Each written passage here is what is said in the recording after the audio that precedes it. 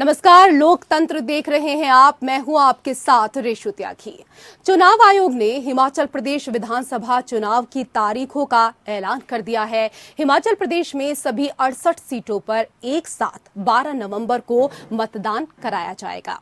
वहीं 8 दिसंबर को नतीजों का ऐलान किया जाएगा। मुख्य चुनाव आयुक्त राजीव कुमार ने प्रेस कॉन्फ्रेंस कर कहा कि 17 अक्टूबर तक अधिसूचना जारी कर दी जाएगी और 25 अक्टूबर से पर्चा दाखिल किया जा सकेगा। चुनाव आयोग ने इस बार 80 वर्ष से ऊपर के मतदाताओं और कोरोना पीड़ित के लिए घर से ही मतदान की सुविधा कर दी है। वहीं गुजरात विधानसभा चुनाव की तारीखें तय करने के लिए आयोग 16 अक्टूबर को राज्य का दौरा करेगा। वोटर के सामने स्पष्ट दिखाई दे, then it is voters choice. Himachal Pradesh विधानसभा चुनाव की तारीखों का इंतजार खत्म हो गया। चुनाव आयोग ने हिमाचल प्रदेश में एक ही दौर में वोटिंग कराने का फैसला लिया है। राज्य की सभी 68 सीटों पर एक साथ 12 नवंबर को मतदान होगा। To tell you first, the term of the Legislative Assembly of Himachal Pradesh is expiring on 8th of January 2023. And there are 68 ACs across 12 districts and with the specific seats reserved for SCs and STs. So out of 68, 17 seats are reserved for SCs and 3 seats are reserved for STs. चुनाव आयोग के मुताबिक notification के साथ 17 अक्टूबर को अधिसूचना जारी की जाएगी और 25 अक्टूबर से पर्चे भरने का काम शुरू हो जाएगा। नामांकन वापस लेने की आखिरी तारीख 29 अक्टूबर तय की गई है और 28 दिन बाद यानी कि 12 नवंबर को राज्य में मतदान संपन्न होगा। The Gazette notification would be 17th October. The election would be in one phase. Last date for nomination would be 25th October, that is Tuesday. Date for scrutiny would be 27th. Last date for withdrawal would be 29th. And date of poll 12th November. दिलचस्प बात ये है कि चुनाव आयोग गुजरात चुनाव की तारीखों के ऐलान के लिए एक बार राज्य का दौरा करेगा। आयोग ने कहा है कि 10 दिन बाद गुजरात चुनाव की तारीखों का ऐलान होगा। And conduct of elections is a very detailed exercise and it takes into account various factors, variable factors, consultation with all the stakeholders and the factors which are competitive. As the friend asked, the impact of result of one election on the another, the gap between the two elections. चुनाव आयोग ने हिमाचल चुनाव के लिए विशेष सुविधाएं देने का ऐलान किया है। आयोग ने महिलाओं के लिए अलग मतदान केंद्र बनाने का ऐलान किया है, तो दिव्यांगों के लिए व्हील चेयर का प्रबंध किया जाएगा। वहीं सारे पोलिंग बूथ्स पर पीने के पानी और गर्मी से राहत के लिए इंतजाम किए जाएंगे। वहीं आयोग ने निष्पक्ष और पारदर्शी चुनाव के लिए सी विजिल नाम की एक एप्लीकेशन भी तैयार करवाई है। 56,000 in the state of Himachal would be PWDs. And you would be happy to know that there are 1,184 voters who are 100 plus. And we have reached everybody's house as a mark of respect towards them. And you will be happy to know, and it's a motivational thing for our young voters. There are voters who have voted in all elections since 1950. All, including the local body elections.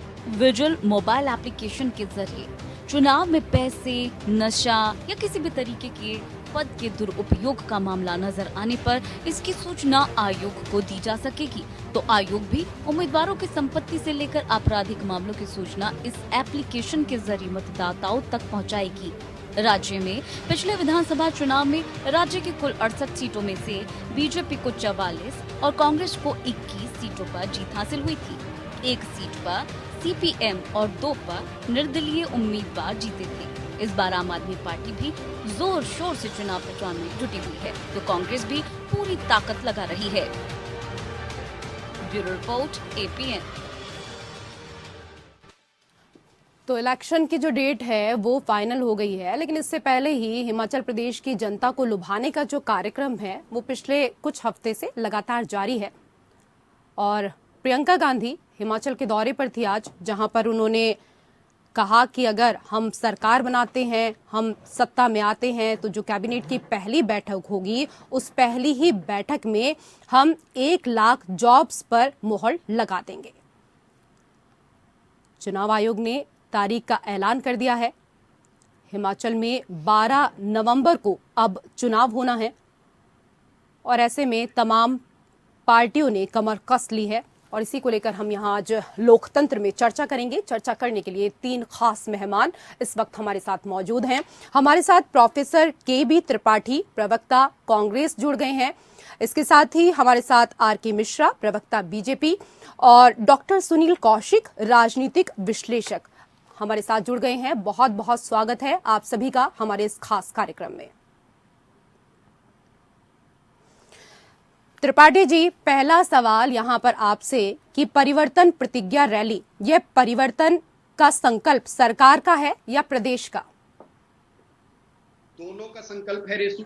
प्रदेश की जो दुर्दशा है में भी परिवर्तन की जरूरत है और जो सरकार है इस सरकार की जरूरत है, क्योंकि हिमाचल में जिस तरह की स्थितियां हैं आज ये भारतीय जनता पार्टी सिर्फ आंकड़ों की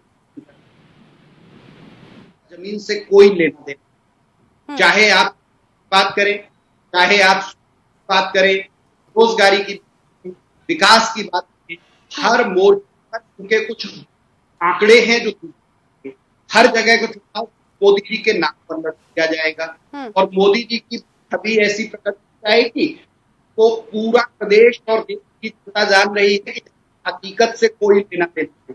अभी भी आप जो प्रचार देख रहे हैं, तो फिल्म्स देख रहे हैं भारतीय जनता पार्टी के, वहां पे हम लोग जब जा रहे हो रही है, हमारे आ रहे हैं, अब जनता पूरी तरह से परिवर्तन इन झूठे बातों से जनता परिवर्तन चाहती है। लेकिन त्रिपाठी जी, सवाल तो यहाँ पर ये भी है ना कि प्रदेश में तो आप भी लंबे समय तक रहे हैं, सरकार में परिवर्तन की पहल तब नहीं हुई थी या ठीक से नहीं हुई थी? नहीं, बिल्कुल विकास की जो प्रक्रिया है उस कांग्रेस आज लेकर आई थी, लेकिन एक आंकड़ा जो कि भारत में किसी का आंकड़ा नहीं, आंकड़ा है इंडेक्स में 2014 हमारी क्या स्थिति थी और आज है। हम 100 से ऊपर ले गए, ठीक आधे पे छोड़ दिया है। आप अर्थव्यवस्था की स्थिति देख लीजिए, पिछले 9 महीने से सीपीआई जो हमारा टारगेट है उसके ऊपर चल रही है। अब इसके लिए आप क्या करें? ये क्या कांग्रेस के समय में ऐसा था? कहीं भी पर विकास क्या नहीं होगी तो सिर्फ आंकड़ों में दिखा दिया जाएगा कि हमने ऐसा बदल किया या हमने ऐसा। मिश्रा जी, प्रियंका गांधी कह रही हैं कि हमारी सरकार आती है तो कैबिनेट की पहली ही बैठक में 1 लाख जॉब्स पर मुहर लग जाएगी। आपकी प्रतिक्रिया सबसे पहले।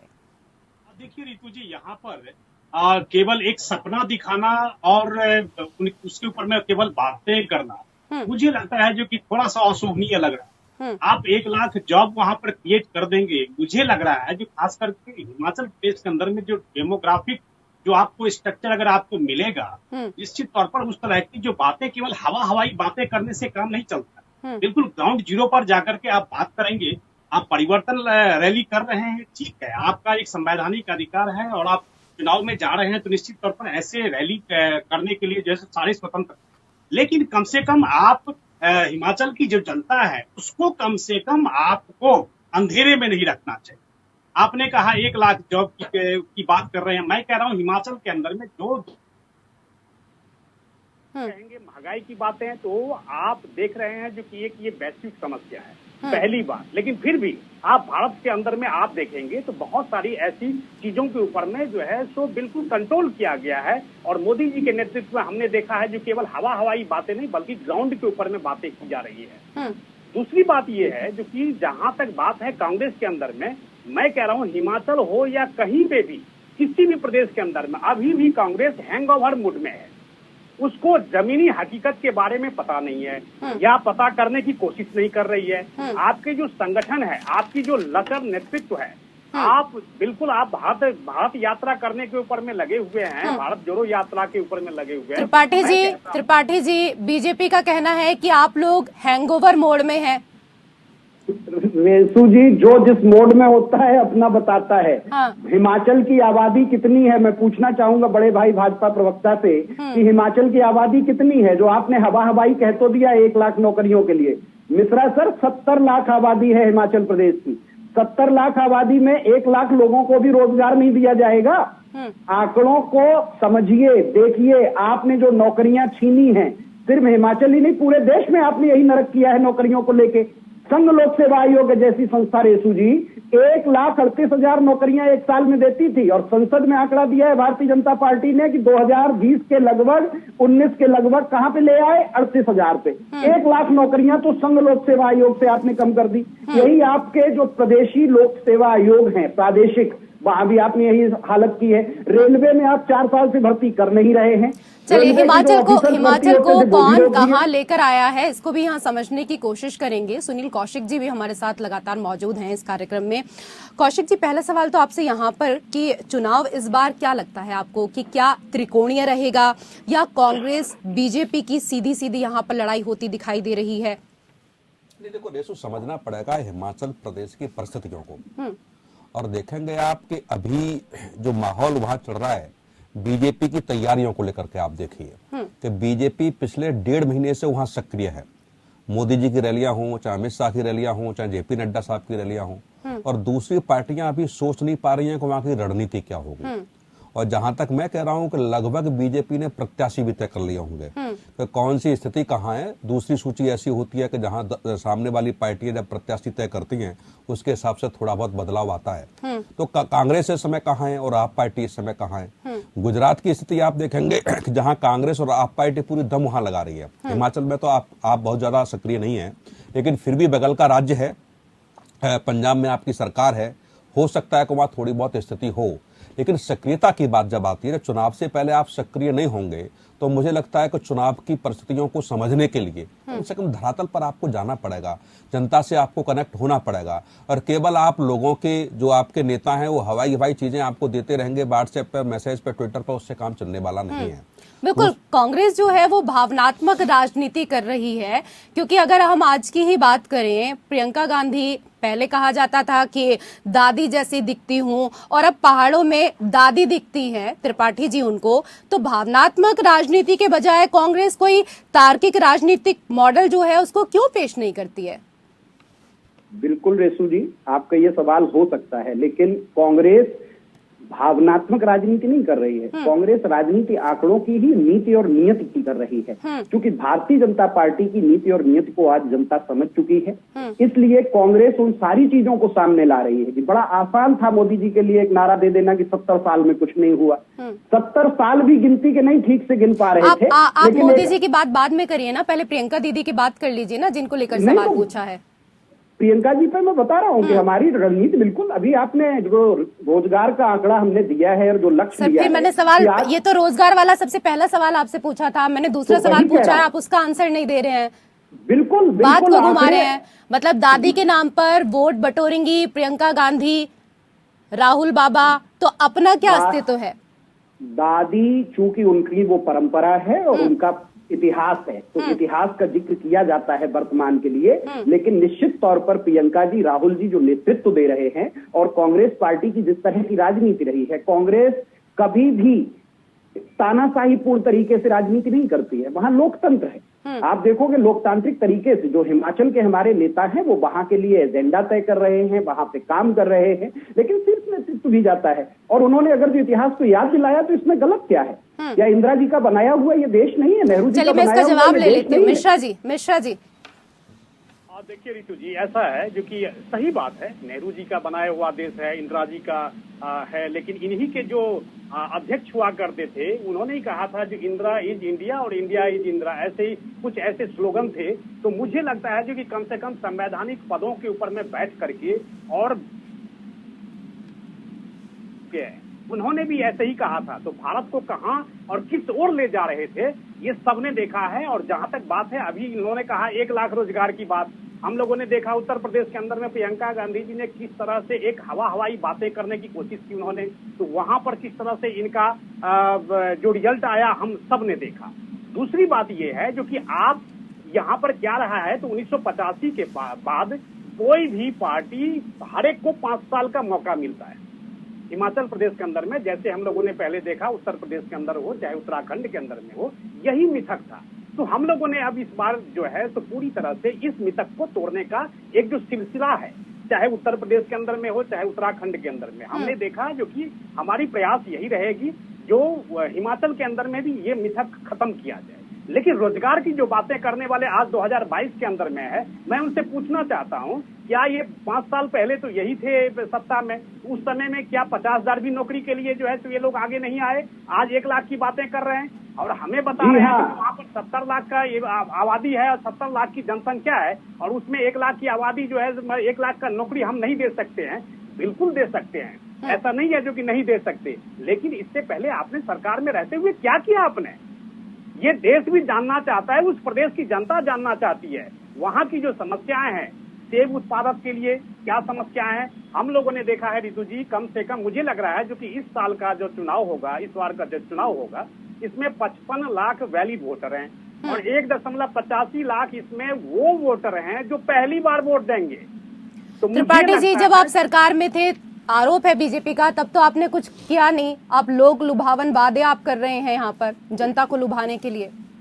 रेशु जी, हमने जो किया था वही आज बिगाड़ रही है भारतीय जनता पार्टी। वहां पे जितने लोगों को नौकरियां दी थी, ये सिर्फ हिमाचल की बात नहीं, पूरे देश की बात है। और आदरणीय मिश्रा जी भी इसको स्वीकारेंगे कि कांग्रेस के जमाने में नौकरियां क्या होती हैं और भारतीय जनता पार्टी की सरकार वो तो मुस्कुरा कर इनकार कर रहे हैं, मुस्कुरा कर इनकार कर रहे हैं। वो तो राजनेता हैं तो वो करेंगे ही, राजनेता है, उनका ये काम है। लेकिन मैं ईमानदारी से बता रहा कि आंकड़े झूठ नहीं बोलते। अगर जो आप ये उठा के देख लें कि कांग्रेस सरकार में जो विज्ञप्ति आती थी उसमें प्रतिवर्ष कितनी नौकरियां आती थी और भारतीय जनता पार्टी की सरकार के शासनकाल में जो विज्ञप्ति आती उसमें कितनी नौकरियां आती हैं, दूध का दूध पानी का पानी हो जाएगा। कांग्रेस ने जो किया था, कांग्रेस ने जो बनाया था, वही आज आप बेच रहे हैं, वही आप आज बिगाड़ रहे हैं और इसीलिए नौकरियों का बुरा हाल है। सारे पीएसयू आप अगर जो निजी क्षेत्र को बेच देंगे तो नौकरियों की समस्या पैदा हो जाएगी। इसमें कोई चले कौन बना रहा है और कौन बिगाड़ रहा है, ये जनता है, जनता से कुछ छुपा नहीं है, जनता है, सब जानती है। कौशिक जी, क्योंकि अगर हम यहाँ पर बात करें, हम पिछले 1-2 महीने से देख रहे हैं बीजेपी लगातार वहाँ एक्टिव मोड में नजर आ रही है। खुद प्रधानमंत्री नरेंद्र मोदी 2 से 3 बार वहाँ पर जा भी चुके हैं, लेकिन कांग्रेस कहीं ना कहीं पिछड़ती हुई नजर आई। कांग्रेस का इलेक्शन कैंपेन देरी से शुरू होने के जो प्रभावी फैक्टर हैं वो क्या कुछ रहेंगे? देखो, आप देखिए ना कि अभी कांग्रेस को कहाँ होना चाहिए था कि 4 राज्यों के चुनाव थे और 4 राज्यों के चुनाव में आप अपने संगठन के चुनाव में उलझ गए। रणनीति वहां की तय होनी चाहिए थी, लेकिन रणनीति आपने कोई दूसरी बनाई। उत्तर प्रदेश के राज्य के जो प्रेसिडेंट बनाए हैं उन्होंने फिर वही बयान दोहरा दिया, राहुल गांधी भारत है और भारत ही राहुल गांधी है। तो जब इस तरीके के बयान आएंगे तो निश्चित तौर से रणनीति कैसे बनेगी? पंजाब, जहां हिमाचल की बात हो या पंजाब में आपने हश्र देखा पड़ोस के राज्य में, हम सारे लोग बैठ करके ये चिल्लाते रहे कि वहां ये दुर्दशा कांग्रेस की होने जा रही, कांग्रेस के नेता मानने के लिए तैयार नहीं थे और वहां स्थिति आपने देखी होगी क्या रिजल्ट आया। आपने उत्तराखंड में देखा होगा कि पूर्व मुख्यमंत्री को जो पंजाब के प्रभारी रहे जिस समस्या के लिए, उस उत्तराखंड के पूर्व मुख्यमंत्री को सोशल मीडिया पे अपनी चीजें लिखने लगी। एक कांग्रेस का कोई बड़ा लीडर उनको सुनने के लिए तैयार नहीं है।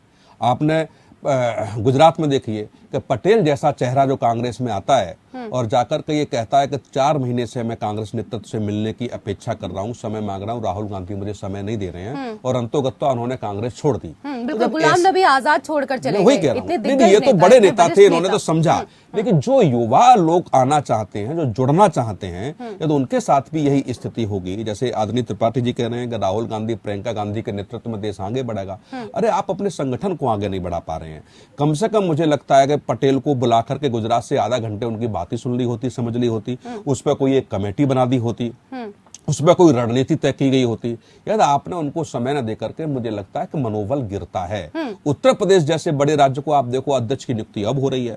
आपने 2022 का जब चुनाव देखा, उसके बाद तत्काल उन्होंने इस्तीफा स्वीकार कर लिया और इस्तीफा स्वीकार करने के बाद प्रदेश अध्यक्ष की नियुक्ति नहीं होती है। तो ये सब चीजें दर्शाती हैं। बिल्कुल सही आपने कहा। और अध्यक्ष पद को लेकर किस तरीके से गहमा गहमी अब तक हुई है ये सबके सामने है। तो ऐसे में कहीं न कहीं त्रिपाठी जी, आपको नहीं लगता कि कांग्रेस जोड़ने पर आपको पहले विचार करना चाहिए, भारत जोड़ने पर बाद में, क्योंकि वो तो पहले से ही जुड़ा हुआ है? रेसू जी, कांग्रेस पार्टी पूरी तरह से जुड़ी हुई है और संगठन पूरा काम कर रहा है प्रक्रिया में। वहां पर सर, मन हमारे से ये जवाब दे रहे होते हैं, मन से ये जवाब दे रहे हैं, आपके शब्द कुछ बोल रहे हैं, मन शायद कुछ और बोल रहा होगा। नहीं रेसू जी, बिल्कुल भी ऐसा नहीं है। पूरी तरह से, चूंकि हम लोग कांग्रेसी हैं, कांग्रेस में हैं, तो सच कांग्रेसी है तो कांग्रेस का फेवर करना मजबूरी है? नहीं, मजबूरी नहीं है, जो सच है वो बता रहे हैं। हमारे यहाँ राष्ट्रीय महासचिव प्रभार में होते हैं, वो प्रदेश की जिम्मेदारी देखते हैं। पूरे उत्तर प्रदेश में लगातार संगठन काम कर रहा है और उसी काम के बदौलत हमने वहां का ढांचा बदला। हमने एक अध्यक्ष नियुक्त किया, 6 प्रांतीय अध्यक्ष नियुक्त किए हैं। तो जब भी कोई प्रक्रियागत बदलाव होता है तो उसमें समय लगता है। दूसरी पार्टियों को या राजनीतिक विश्लेषक के तौर पर कौशिक साहब अंदर की बात नहीं समझ सकते कि इसमें इतनी देर क्यों लगी, क्योंकि कौशिक जी से ज्यादा तो आप नहीं समझ पाएंगे। कौशिक जी तो सारी बातें जानते हैं। आपके अंदर की बात कौशिक जी नहीं समझ पाएंगे। हाँ। मैं फिर कह रहा हूँ, कौशिक जी हर पार्टी को जानते हैं, आप इस तरह के आरोप ना लगाएं। नहीं, मैं आरोप नहीं लगा रहा, मैं ये कह रहा कि कौशिक जी उतना बेहतर नहीं जान पाएंगे जितना बेहतर हम जानेंगे। इसलिए आपको हम बता रहे त्रिपाठी जी, हम जैसे जो लोग हैं, हो सकता है कि आपके पार्टी के नेता मीडिया के सामने न कह पाते हैं, वो दिल की बात हम जैसे लोगों से कह देते हैं। और हम लोग दिल्ली में बैठे हुए हैं, सारी चीजें हम लोग कहां से जान पाते हैं? कोई दूरबीन थोड़ी लगी है। जब आप जैसी पार्टी के वरिष्ठ नेता हमको दिल की बात बताते हैं कि हम कुछ कर नहीं पा रहे हैं, और मीडिया के सामने हम आकर के कहेंगे तो ये होगा, इसलिए आप ही लोग कहिए। और आपने देखा होगा, ऐसा कहते तो त्रिपाठी जी, कहते तो मीडिया वालों के सामने भी है, लेकिन बस ऑन कैमरा नहीं कह पाते हैं, ऑन कैमरा नहीं कह पाते हैं, ऑफ कैमरा जरूर कह देते हैं। रेसू जी, जो लोग अपनी पार्टी की बात जाके दूसरी जगह बाहर कहते होंगे, वो लोग ठीक नेता ही नहीं होंगे। वो हम मीडिया के लोग हैं, हमसे भी नहीं कहेंगे तो किससे कहेंगे भाई? हमारी दूसरी पार्टी के नेताओं से थोड़ी कहेंगे। अब आपके बगल में मिश्रा जी बैठे हुए हैं, ये दिल की बात हमसे बहुत सारी करते हैं, हो सकता है ऑन कैमरा नहीं कहते हैं ये लोग।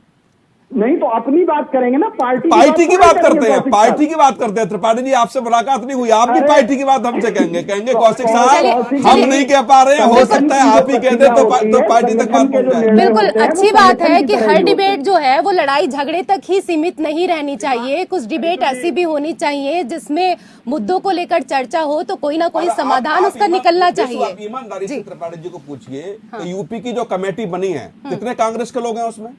जिन लोगों ने जीवन खपा दिया कांग्रेस के लिए, जिन लोगों ने टाट पट्टी उठाई, झाड़ू लगाए, वो कितने लोग हैं इस समय कांग्रेस की कमेटी में? सारे लोग बाहर की पार्टी का हुए लोग हैं।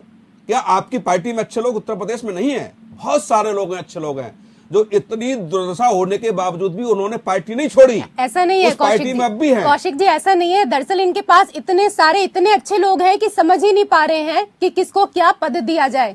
नहीं रेसू जी, दोनों चीजों पे हमारी आपत्ति है। हमारे पास लोग भी अच्छे हैं और हम तय भी कर पा रहे हैं। मिश्रा जी बहुत देर से शांत बैठे हैं, मिश्रा जी से जवाब ले लेते हैं। मिश्रा जी से जवाब ले लेते हैं, वरना मिश्रा जी कहेंगे मेरे साथ पार्शलिटी कर रहे हैं, मुझे मौका नहीं दिया। मिश्रा जी, नहीं, ऐसा है क्योंकि ऋतु जी, त्रिपाठी जी बहुत ही अनुभवी प्रवक्ता है, हम काफी बार डिबेट में बैठ चुके हैं। लेकिन कौशिक साहब से हम भी डरते हैं, क्योंकि उनका जो विश्लेषण है, और सही बात उन्होंने कहा है, क्योंकि आप ये नहीं कहे कि कौशिक साहब पार्टी के अंदर की जो बातें हैं वो नहीं जानते हैं।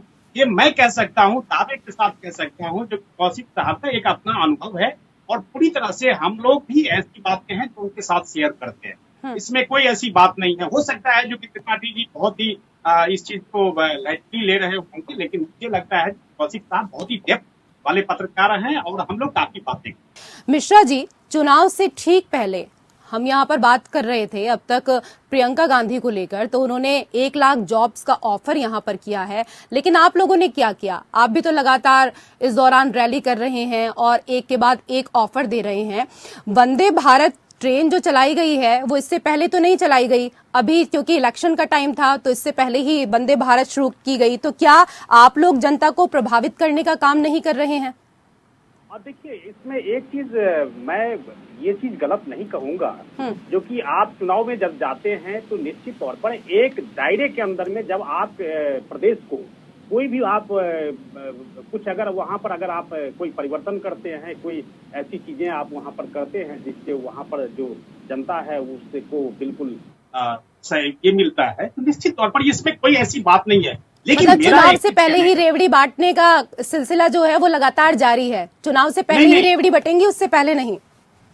रितु जी, एक चीज मैं बताता हूँ। देखिए ये सब सारी सतत प्रक्रिया है। ये चीज आप नहीं कह सकते जो कि आप ये चुनाव देखिए, आज हम देखते हैं कि 2023 के अंदर में मुझे लग रहा है 10 या 12 स्टेट में चुनाव, और आज आप देख रहे हैं दिसंबर के अंत तक जाकर के 2 स्टेटों में अभी भी चुनाव। तो मेरा एक ही चीज कहने का मतलब, ये तो आप संवैधानिक तरीके से देश के अंदर में ये चुनाव तो चलते रहेंगे। तो क्या हम ये हिमाचल की जनता को या प्रदेश की और किसी प्रदेश की जनता को, क्या हम उस राज्य में चुनाव के बाद हम कोई चीज देंगे या वहां पर कोई सुख सुविधा देंगे? लेकिन यहाँ पर सवाल तो यही है ना कि इलेक्शन से ठीक पहले क्यों याद आता है। त्रिपाठी जी से जवाब ले लेती हूँ। त्रिपाठी जी। जी रेसू जी, इसमें कहने में कतई गुरेज नहीं है कि भारतीय जनता पार्टी की पूरी राजनीति चुनाव जीवी और विज्ञापन जीवी है। हर चीज में विज्ञापन चाहिए और हर चीज सिर्फ चुनाव को आधार में लेकर होती है। और मिश्रा सर हंस रहे हैं, लेकिन कितनी बार टेलीविजन पे हमारे साथ बैठ के कह चुके हैं कि हम तो चुनाव के लिए ही राजनीति करते हैं। ठीक है, हम लोग भी राजनीति चुनाव के लिए ही करते हैं मिश्रा जी। त्रिपाठी जी, हंसने पर भी आपत्ति है कि आपको ये भी बता दीजिए। नहीं, कतई नहीं, मैंने यही कहा, हंसते हुए मैं भी कह रहा हूँ कि चुनाव के लिए ही राजनीति करना और चुनाव भी राजनीति का एक हिस्सा होना, दोनों में अंतर है। भारतीय जनता पार्टी की राजनीति आप देखेंगे चुनाव पर, जैसा अभी कौशिक साहब ने भी कहा कि उनकी तैयारी 1.5 महीने से चल रही, 2 महीने से चल रही, उन्होंने गुजरात में इतनी तैयारी कर ली, हिमाचल में कर ली।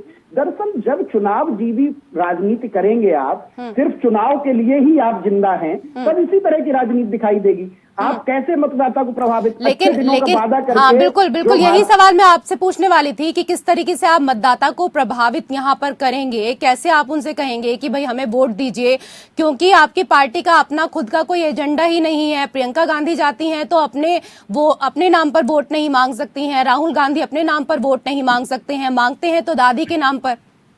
नहीं रेसू जी, ऐसा बिल्कुल नहीं कि वो अपने नाम पर वोट नहीं मांग रहे। हाँ, अपने नाम पर भी मांग रहे, और दादी का जिक्र आना कोई अप्रत्याशित ऐसा कोई काम नहीं किया ना, ऐसा कोई काम नहीं किया, वो काम गिनवा दीजिए। राहुल जी की अभी तक क्या भूमिका रही, प्रियंका जी कौन से संवैधानिक पद पर रही हैं, पार्टी का वो काम देखेंगी तो पार्टी के हिसाब से ही बात करेंगी रेसू जी। लेकिन जो बैठे हुए संवैधानिक पदों पर प्रश्न तो उनसे पूछे जाएंगे कि आपने क्या किया, आप जो वादे करके आए थे हिमाचल की जनता को 5 साल में आपने क्या दिया। हकीकत में जो कांग्रेस पार्टी की राजनीति है और जिन मुद्दों पर हम जनता के बीच जा रहे हैं, उनमें सबसे बड़ा मुद्दा महंगाई है। सिलेंडर 400 रुपए का था, आज 1100 रुपए का है। बताइए ये मुद्दा है या नहीं है। आज यूनिवर्सिटियों में जितनी सेंट्रल यूनिवर्सिटी है, 90 सेंट्रल यूनिवर्सिटी की बात कर रहा हूं, अभी एडमिशन प्रक्रिया चल रही है। अक्टूबर का मिड आ गया है, कल घोषणा की है कि नवंबर से डीयू में सेशन शुरू होगा। आप सोचिए, जुलाई में सेशन शुरू होता है तो नवंबर में सेशन शुरू होगा। इतने महीने हम क्या कर रहे थे बीच में? जिन बच्चों ने इस साल 12th किया तो 5 महीने से चलिए विषय से भटक रहे हैं त्रिपाठी जी। मैं कौशिक जी के पास जा रही हूँ। कौशिक जी, क्योंकि लगातार मोदी जी तो रैली कर रहे हैं, इस दौरान यहाँ पर अपील भी कर रहे हैं जनता से। प्रियंका कांग्रेस को संगठित कर मजबूत चुनौती देने में कामयाब हो सकेंगी, आपको क्या लगता है? देखो रेशु, ऐसा नहीं है कि प्रियंका जी को भीड़ को कनेक्ट नहीं कर पाती है, बिल्कुल कनेक्ट करती हैं। और आपने देखा होगा कि उत्तर प्रदेश के चुनाव में भी उनकी रैलियों में भीड़ कम नहीं थी, उनको सुनने वाले लोग कम नहीं थे। दिक्कत यह है कि आपके पास कार्यकर्ता नहीं है, चुनाव के समय में बस्ता लगाने वाले आपके पास लोग नहीं है। इस बात को कांग्रेस भी अच्छे तरीके से समझ सकती है कि कांग्रेस के जो कार्यकर्ता, मूल कैडर के जो कार्यकर्ता थे, सिर्फ वही बचे हुए हैं, और बाद में जो सत्ता का सुख भोगना चाहते हैं वो सब कार्यकर्ता छिटक गए। तो ये समीक्षा करने की कांग्रेस को आवश्यकता है। दूसरा जो था कि जब जैसे मोदी जी वहां कर रहे हैं चुनाव के समय पे, निश्चित तौर से करना चाहिए। जनता को देने का काम कब आएगा? चुनाव से पहले देने का काम आएगा। वंदे मातरम ट्रेन कल की घोषणा नहीं है, 3 साल पहले की घोषणा है। कल झंडी दिखाई गई है उसको। उत्तर प्रदेश की आप बात करेंगे 2024 के चुनाव से पहले नोएडा का एयरपोर्ट स्टार्ट हो जाएगा, तो ये दिखाना पड़ेगा ना। यह तो चुनाव से पहले कुछ चीजें आप प्रदेश की जनता को दे पाते हैं। आप देखिए कि जब 2014 में रेल विभाग की जब समीक्षा पीएमओ ने की तो उसमें 70 योजनाएं ऐसी थी जो 80 के दशक से शुरू हुई और खत्म नहीं हो पाई, और उन योजनाओं में 40 से 70% तक पैसा खर्च हो गया, अधूरी पड़ी हुई हैं। किसका पैसा था? हम लोगों का पैसा था। यदि उन योजनाओं को आप शुरू करेंगे तो मुझे लगता है कि जब बजट बना होगा उसका करीब 500 गुना 1000 गुना बजट अब बढ़ गया होगा, और वो 40 से 70% पैसा या तो खत्म, बेकार हो गया। यदि उसको रिव्यू करते हैं आप दोबारा तो फिर आप 500 गुना ज्यादा पैसा आप उस पर खर्च करिए। तो ये समझना पड़ेगा, यदि कोई भी पार्टी किसी भी राज्य में हो, केंद्र में हो या स्टेट में हो, जब आप सत्ता में आते हैं, जब वायदा करते हैं, तो जाते समय जब दोबारा चुनाव आ रहा है तो कम से कम जनता को रिजल्ट देना पड़ेगा। और यही खासियत बीजेपी की है कि जो भी चीजें करती है चुनाव से पहले होता भी है। और इस बात से, मोदी जी की बात से बिल्कुल 100% सहमत हूं कि जो उन्होंने 2015 में कही, उन्होंने कहा 4 साल राजनीति कीजिए, वो 4 साल विकास की बात करिए, 4 साल सहभागिता कीजिए सरकार के साथ मिलकर, अंतिम 1 वर्ष में आप राजनीति कीजिए, सत्ता पक्ष का आप समीक्षा कीजिए, विरोध करिए, लेकिन 4 साल तक कम से कम प्रदेश और देश की जनता के लिए जो भले का काम हो सकता है उसको आप करिए। तो ये चीजें विपक्ष को समझना पड़ेगा। राजस्थान आपके पास है, छत्तीसगढ़ आपके पास है, तो आप उसमें दिखाइए ना करके कि कितना आप कर सकते हैं। आपको कौन रोक रहा है? यदि आपके पास ऐसी कुछ योजनाएं हैं, अब जैसे अडानी और अंबानी को लेकर के कांग्रेस घेरती रही, राजस्थान के मुख्यमंत्री अडानी जी को बैठ के वार्ता करते हैं, कार्यक्रम करते हैं, कहते हैं कि आइए हमारे यहाँ पैसा लगाइए, तो ये अब चीजें नहीं चलेगी ना।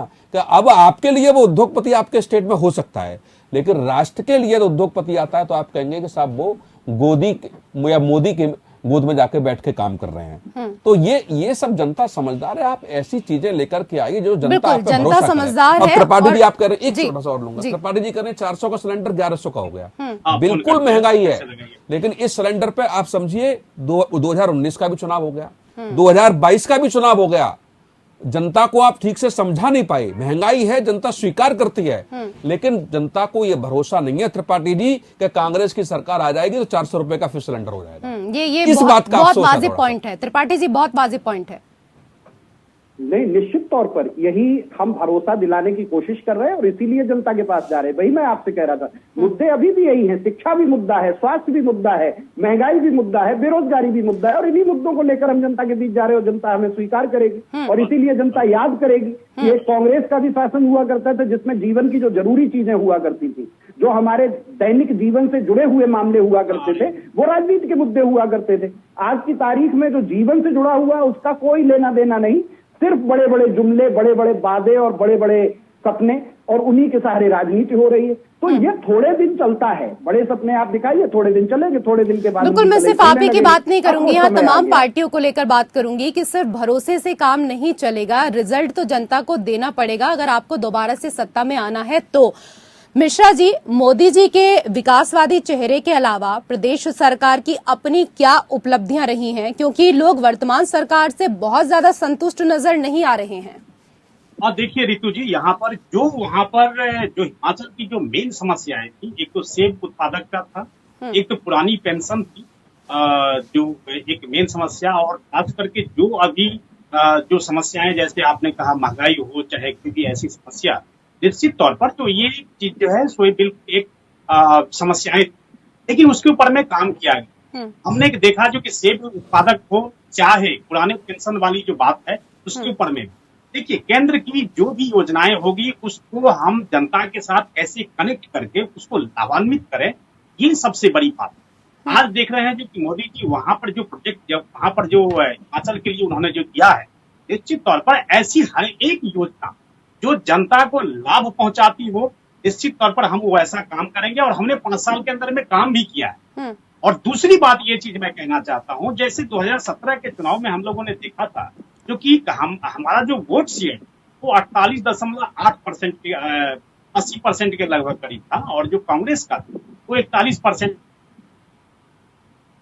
और जिसमें एक नोटा भी था। हम लोगों ने जैसे देखा था जो इसमें नोटा भी वो कम से कम 35-36 हजार के लगभग नोटा वाला भी जो बटन था वो भी दबाया गया था। तो देखिए, आप जहां पे भी काम करेंगे, प्रदेश के अंदर हो चाहे देश के अंदर में हो, काम करेंगे, निश्चित है जनता आपको आशीर्वाद। बिल्कुल और काम हमने करेंगे देखा तो है। जनता आशीर्वाद देगी, लेकिन हिमाचल प्रदेश में बार बार जनता किसी को आशीर्वाद दे नहीं रही है। कौशिक जी, जब से एक सेकंड, ये कौशिक जी से सवाल कर लेती हूँ। कौशिक अच्छा, जी, अच्छा, जब से हिमाचल प्रदेश का गठन हुआ है, कोई भी सरकार ऐसी नहीं है जो बैक टू बैक अपना कार्यकाल पूरा कर पाई हो। 5 साल का 1985 कार्यकाल के बाद। पूरा होता है, लेकिन दूसरी सरकार आ जाती है। क्या रीजन मानते हैं? नहीं, देखो ऐसा तो कई राज्यों में है। राजस्थान की आप बात करेंगे, उत्तर प्रदेश का जिक्र अभी मिश्रा जी ने किया, उत्तराखंड का आपका किया। अब ये तो समय, उस समय जब चुनाव हो रहा होगा, वोटिंग हो रही होगी, उस समय तय होगा कि वास्तव में रिपीट करेगी कि नहीं करेगी। और ये कांग्रेस को देखना है, और केवल इस बात पे कांग्रेस सिर पकड़ के बैठ जाए कि हमारी सरकार आएगी, 5 साल बाद रिपीट होनी है। जैसे उत्तराखंड में कहा, उत्तराखंड में जब कांग्रेस के कई नेताओं से उस समय मेरी वार्ता हो रही थी चुनाव में, जब मैं गया तो कह रहे वो तो यहाँ तो 5 साल गए, अब तो हमारी सरकार तो आनी है। तो जब ऐसा सोचने से नहीं है कि जो कुछ होता चला रहा है वो होता रहेगा। जनता के बीच आपको जाना पड़ेगा, जनता के लिए आपको काम करना पड़ेगा। आपका संगठन वह कितना मजबूत है आप देखिए ना, कि जब बूथ लेवल पे बीजेपी ने तैयारियां की, तो बूथ लेवल पे आपने बना दिए, एक बूथ लेवल पे 2 साइबर योद्धा आपने बना दिए।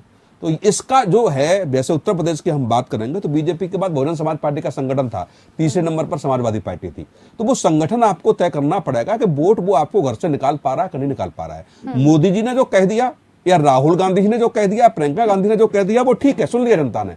लेकिन जनता तक लगातार कनेक्टिविटी तो वहीं के कार्यकर्ता तय कर पाएंगे ना, कि जब तक जनता में बहस होती है, और बहस होने के बाद जब आपका कार्यकर्ता तय कर लेता है कि नहीं हम ये मुद्दे अच्छे हैं, तब जनता आपके साथ जुड़ती है। जब धरातल पर आपके कार्यकर्ताओं को, जनता को समझाने वाले लोग नहीं है, बहस करने वाले लोग नहीं है। जब चुनाव होता है तो आप देखते होंगे, हम भी लोग गए हैं, लुक्कड़ पर चर्चा हो रही है, चाय की दुकान पर चर्चा हो रही है, पान की दुकान पर चर्चा हो रही है, वहां आपके पक्ष में बोलने वाले लोग नहीं है।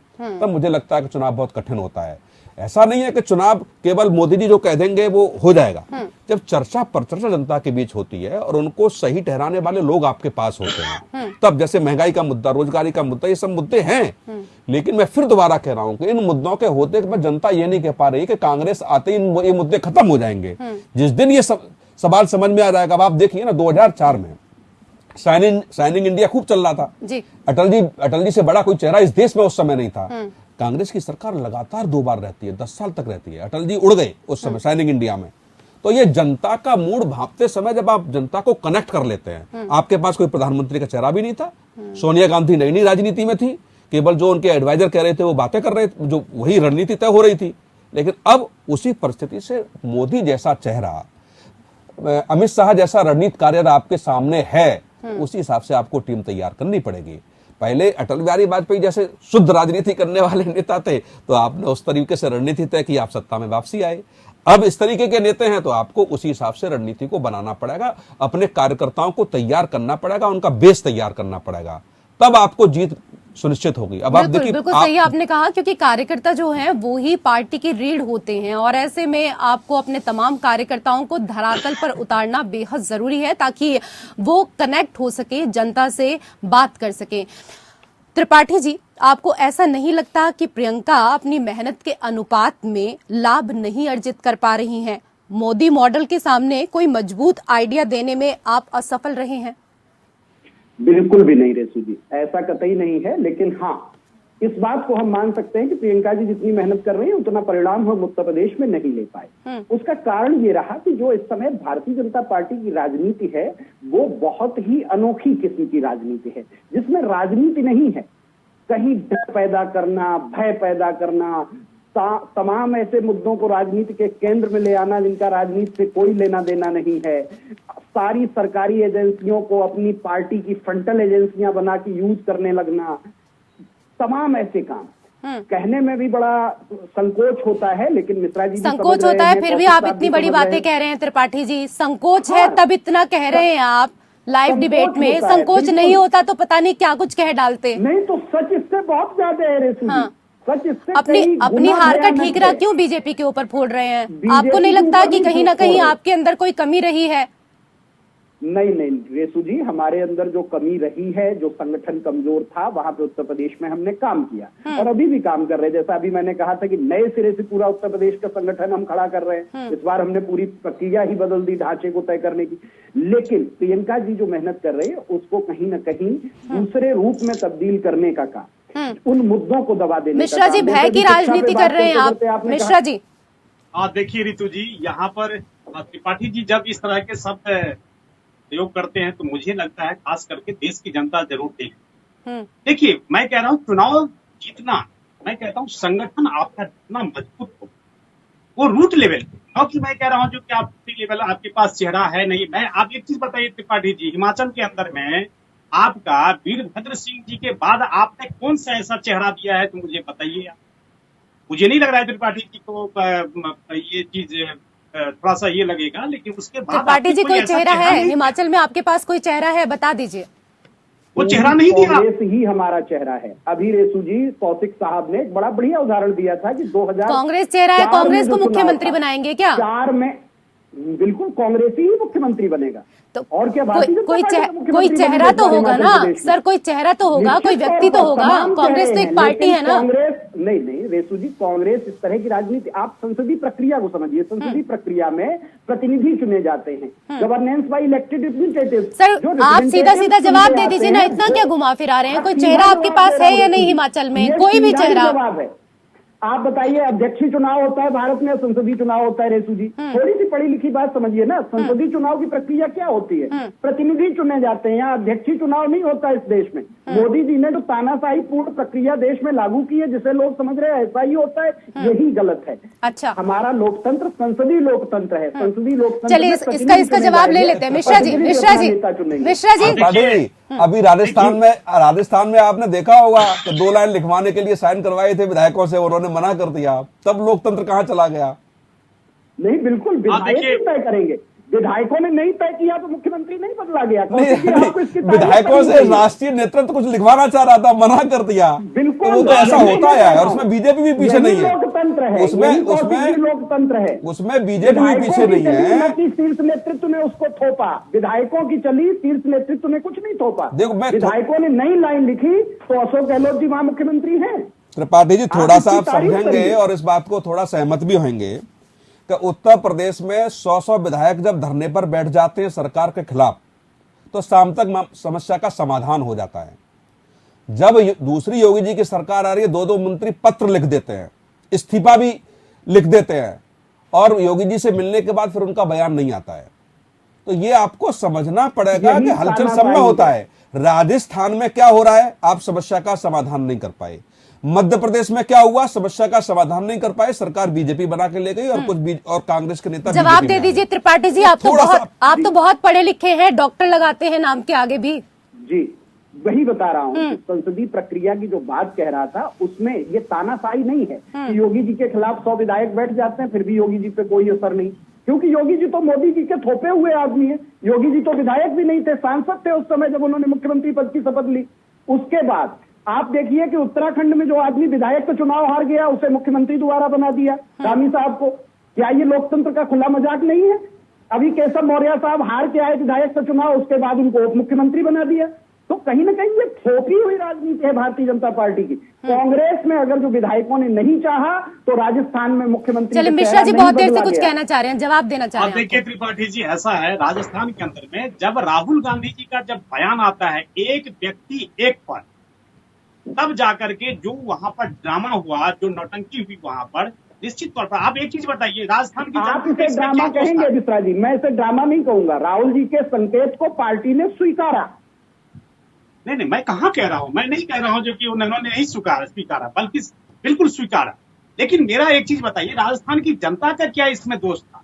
जिस तरह की आप लोगों ने उठापटक करी यहाँ पर राजस्थान के अंदर में, और क्या उठापटक नहीं हुई? किया नहीं, क्यों, कैसे नहीं हुई उठापटक? अब एक चीज बताइए, जहां पर गहलोत साहब वहां पर अध्यक्ष पद के लिए जब वो नामांकन करने की पूरी स्थिति में थे, लेकिन जब राहुल गांधी जी का बयान आता है, वो तो ये सोच करके चल रहे थे अध्यक्ष भी बना रहूंगा और मुख्यमंत्री की कुर्सी भी। अरे भाई, कमाल हो गया। आप कांग्रेस कार्यकर्ता को संतुष्ट कहाँ कर पाते हैं? मैं यही तो चीज कहना चाहता हूँ। आप हिमाचल की भी बात देख लो, आप गुजरात की भी बात कर रहा हूँ मैं। हार्दिक पटेल से आपके युवा नेता, निश्चित तौर पर कौशिक साथी से पहले अपने में कहा था उस चीज, अब मैं फिर उस चीज का जिक्र कर रहा हूँ। आज भी कार्यकर्ता आपसे असंतुष्ट है और संगठन कार्यकर्ताओं से ही बनता है। मैं कह रहा हूँ आज हम लोगों का अगर देखेंगे आपने कहा था क्या क्या कहा था, जो कि आप हमको चुनावी मोड में रहते, चुनावी वोट नहीं कहिए उसको, तो ये कहिए क्योंकि जनता से कनेक्टिविटी हमारी हमेशा रहती है।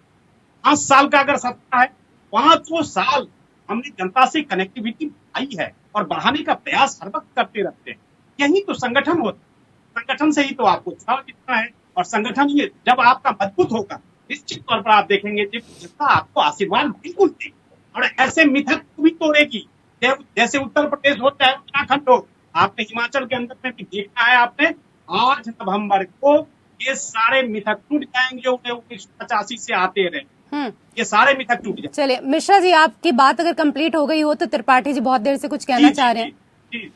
जी, मैं यही कहना चाह रहा हूँ रेसू जी, जो मिश्रा जी कह रहे थे कि राजस्थान में कोई उठापटक नहीं हुई। एक निजी स्वाभाविक चाहत सबकी होती है, ज्यादा से ज्यादा सत्ता चाहने की, पद चाहने की। गहलोत साहब अध्यक्ष भी बनना चाहते थे, मुख्यमंत्री भी रहना चाहते थे, इनमें उनका निजी सोच थी। लेकिन जब पार्टी के शीर्ष नेतृत्व ने कहा एक व्यक्ति एक पद, उसके बाद वो राष्ट्रीय पद अध्यक्ष की दौड़ से बाहर हो गए। खड़गे साहब ने इस्तीफा दे दिया नेता प्रतिपक्ष से। त्रिपाठी जी इतने सहज भाव से आप कह रहे हैं, इतने प्यार से कह रहे हैं, इतना तो राजस्थान में नहीं था, आप भी जानते हैं। खुद गहलोत साहब को सॉरी बोलना पड़ा, खुद गहलोत साहब को सॉरी बोलना पड़ा। आपके राष्ट्रीय नेता वहां पहुंचते हैं, विधायक मिलने से मना कर देते हैं, बिना मिलके वो लौट आते हैं, और आप इतने बड़ा कह रहे जैसे राजस्थान में कुछ हुआ ही नहीं। यही आपको समझना पड़ेगा कि सत्यता से आप भाग नहीं सकते त्रिपाठी जी। बिल्कुल, अगर है उसको आपको स्वीकार करनी अगर कहीं कमी है तो उसको स्वीकार करना चाहिए। और ऐसे सुन लीजिए ना, यदि आपने ऐसे चेहरों को पहचान करके कड़ी कार्रवाई कर दी, सरकार जाए चली जाए। आप सुनिए त्रिपाठी जी, यदि आपको सरकार में बैठे हुए लोगों को कंट्रोल करने का, आप देखो ना गुजरात में मुख्यमंत्री के साथ पूरा मंत्रिमंडल बदल दिया, चू नहीं हुई। मुख्यमंत्री उत्तराखंड में बदला गया, चू नहीं हुई। नहीं तो ये नहीं है, नहीं इसको नहीं, घर की बात नहीं। सुनिए, नहीं त्रिपाठी जी, इसको मैं इसलिए मैं मानता हूँ।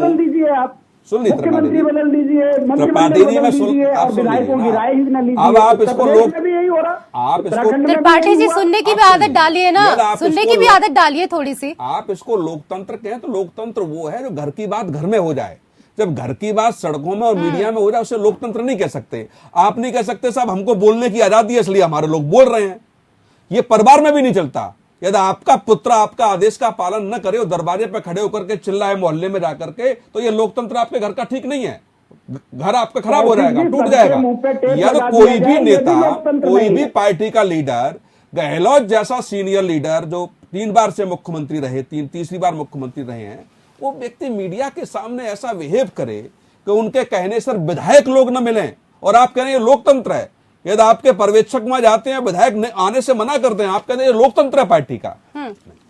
जब कोई निर्देश दिया जाता है, हम भी दिल्ली में बैठ रहे हैं, बाकायदा फोन जाता है, सारी चीजें सूचना पहुंचती है, कहां पहुंचना है, कैसे पहुंचना है, वो ठीक है सब। मैं ये भी जानता हूं कि बीजेपी में वही होता है कि इसको मुख्यमंत्री बनाना है तो वहां साइन करा दिए जाते हैं, ये हम जानते हैं। उत्तराखंड में कैसे मुख्यमंत्री बदलेंगे हम जानते हैं, गुजरात में होता है, आपकी पार्टी में भी होता है।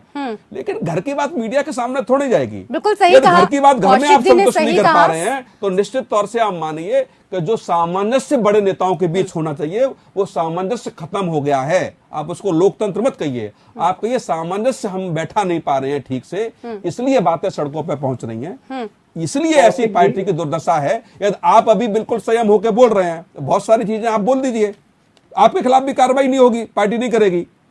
आप बताइए कि मैं उसका वो हूं कि एक कांग्रेस की महिला लीडर जो आजकल शिवसेना में है, मथुरा में जाती है, उनके साथ छेड़छाड़ी होती है, और राहुल गांधी केवल इसलिए कार्रवाई नहीं कर पाए कि वो लड़का मुस्लिम होता है। तो इसको आपको मानना पड़ेगा। चाहे पार्टी को नुकसान थोड़ा बहुत हो सकता है, जब तक आप कड़ी कार्रवाई नहीं करेंगे, कड़ा संदेश आप नहीं देंगे।